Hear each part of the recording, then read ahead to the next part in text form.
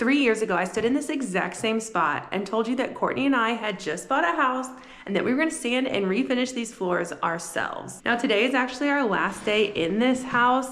We signed the papers tonight, but I didn't want to leave without giving you an update on how the floors held up. The 2 videos that we have of us sanding and then refinishing the floors are some of the most watched videos on this channel, and there has been some debate on if we could even do it, if it would hold up, how bad we did, how bad the floors would chip or peel, and some people even had the courage to watch that video and then do it themselves. So you guys deserve this update. Now, I realize that it has been a long time since I posted a video. Unfortunately, I've had to get a job, but luckily that hasn't stopped our travels. Since I've talked to you last, Courtney and I have been to so many places. If you want that update, wait till the end of the video. But you're here to see the update on the floors. Here is a short recap of everything that we did to make this happen.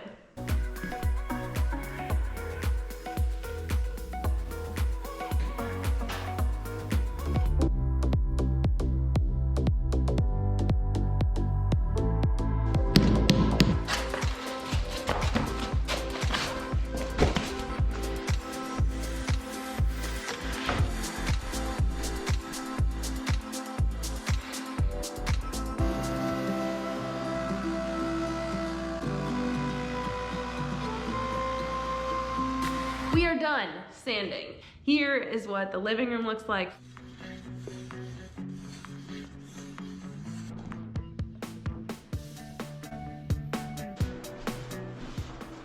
The best part about stain is that it's very forgiving. Only so much will soak into the wood, and we only wanted to do 1 coat.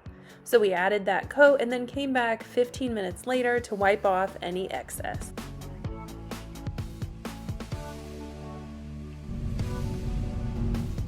That is the last thing for tonight. Tomorrow we will be back to add the finish.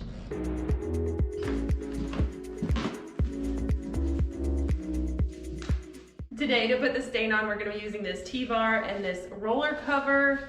We saw someone use this on a YouTube video. Looked like it worked really well, so it should keep a really thin layer of poly and let us get close to the edges.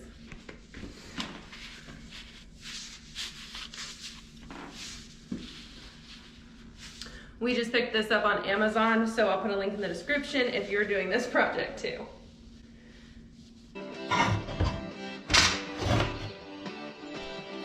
I think we're just gonna try and work really fast to keep it thin, wait 6 hours, come back, do a second coat, and see how it goes.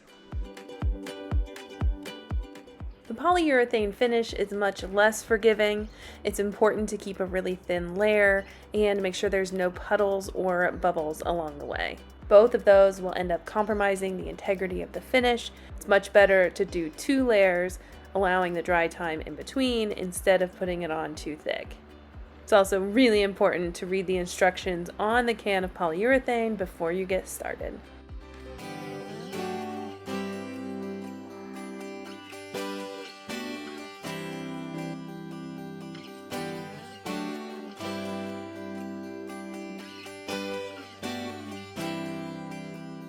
Yes, we did it.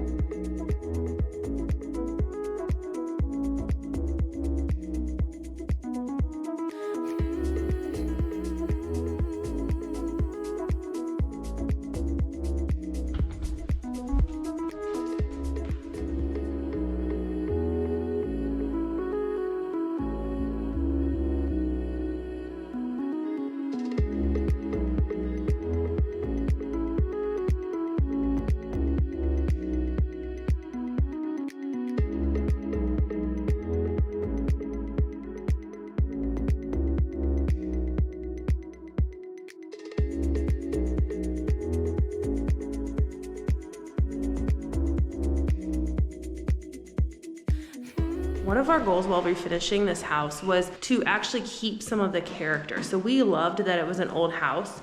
Now we used that pad sander and other people use a drum sander. The drum sander would have really taken this wood back to its original state. And we weren't interested in that. We wanted some of the character, some of the scratches, some of that to really shine through, because that's one of the reasons we loved this house. Another big motivation for us to refinish the floors was that the coating on top had really worn off.